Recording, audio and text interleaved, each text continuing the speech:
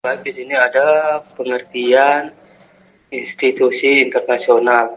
Institusi atau organisasi internasional merupakan lembaga yang dibentuk dalam masyarakat dunia atas dasar sukarela atau kebersamaan tujuan untuk menciptakan perdamaian dalam hubungan antar negara.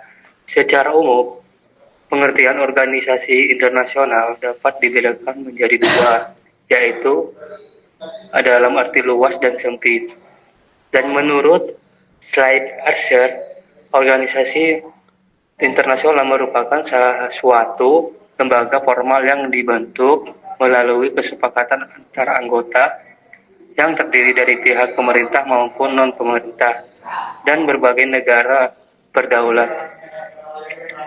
Dan selanjutnya ada menurut Robert Keohane, institusi memiliki beberapa peran. Yang pertama yaitu menyediakan saran untuk menukar informasi serta memberi peluang bagi proses negosiasi.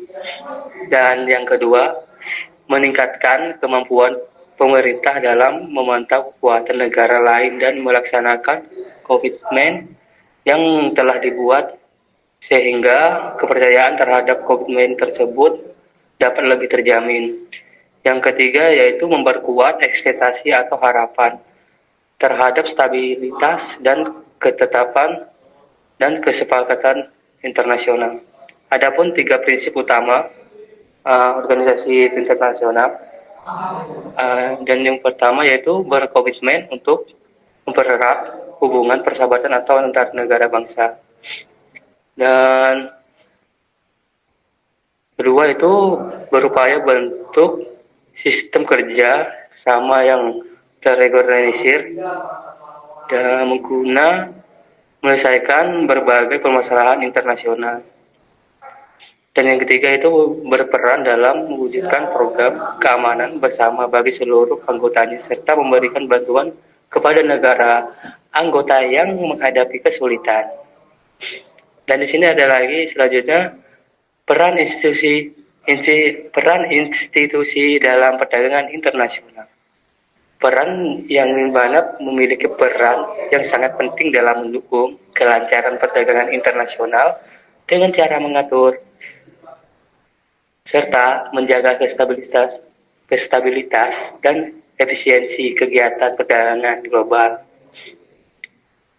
Dan adapun peran dari perdagangan internasional itu sendiri berbagai pendorong tumbuhan ekonomi, menciptakan lapangan kerja, memperkuat hubungan diplomatik, serta memungkinkan transfer teknologi di Indonesia, serta memberikan dampak positif seperti peningkatan devisa, serta memperluas lapangan kerja. Secara jelas terbagi menjadi 5 bagian, yaitu pertama meningkatkan pertumbuhan ekonomi yang dimana dapat dilihat dari kegiatan ekspor atau maupun impor yang menjadi sumber pendapatan negara. Dan yang kedua memperluas lapangan kerja dikarenakan produksi yang meningkat untuk memenuhi permintaan global. Yang ketiga yaitu memperkuat hubungan diplomatik dikarenakan hubungan dagang sering diikuti kerja sama politik dan budaya.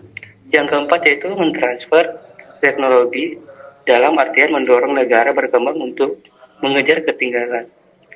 Yang kelima yaitu diversifikasi ekonomi yang dalam artian mengurangi ketergantungan pada sektor tertentu.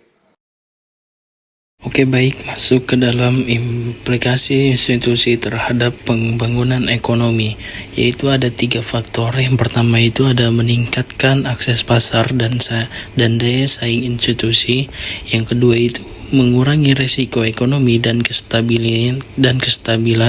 Yang ketiga itu mendorong inovasi dan pembangunan infrastruktur Bank Dunia. Adapun langkah-langkah yang diambil untuk mengatasi tantangan tersebut, yang pertama itu ada perbaikan sistem perdagangan, yang kedua itu ada kerjasama antar negara, yang ketiga itu ada penguatan kapasitas, dan yang terakhir ada tantangan yang dihadapin. Yang pertama itu ada ketimpangan antar negara maju dan antara negara berkembang. Yang kedua itu ada regulasi yang kompleks dan prosedur yang berat. Yang ketiga itu adanya kurangnya inklusivitas dan partisipasi aktif dari negara-negara yang terkait. Baik, lanjut kepada materi selanjutnya, yaitu mengenai latar belakang didirikannya World Trade Organization. Jadi, yang pertama itu ada sejarahnya. Sejarah pembentukan WTO ini berawal dari putaran Uruguay pada tahun 1986 sampai 1994 yang merupakan kelanjutan dari Founding di bawah GATT pada tahun 1948 sampai dengan 1994. GATT sendiri itu lahir dari konferensi Bretton Woods pada tahun 1944 untuk memulihkan ekonomi dunia pasca Perang Dunia Kedua. Nah, lanjut ke fungsi dan tujuan. Jadi, yang pertama yaitu WTO itu berperan penting dalam mengatur dan mengawasi perdagangan internasional dengan cara melaksanakan kesepakatan yang telah dibuat. Yang kedua itu menjadi wadah perundingan antara negara, yang dimana organisasi inilah yang menjadi suatu wadah perundingan bagi negara-negara internasional dalam melaksanakan perdagangan internasional. Terus yang ketiga itu menyelesaikan sengketa perdagangan.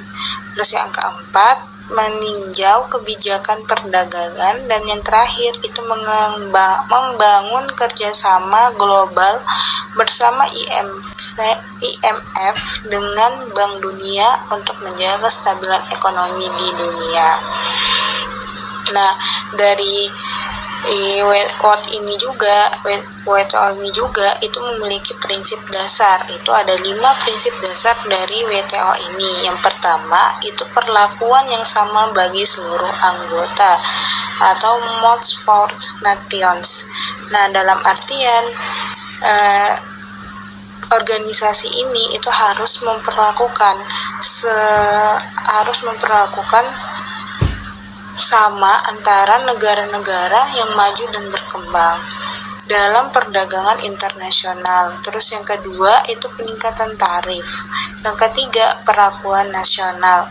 Yang keempat itu perlindungan hanya melalui tarif. Dan yang terakhir itu perlakuan khusus dan berbeda bagi negara yang berkembang.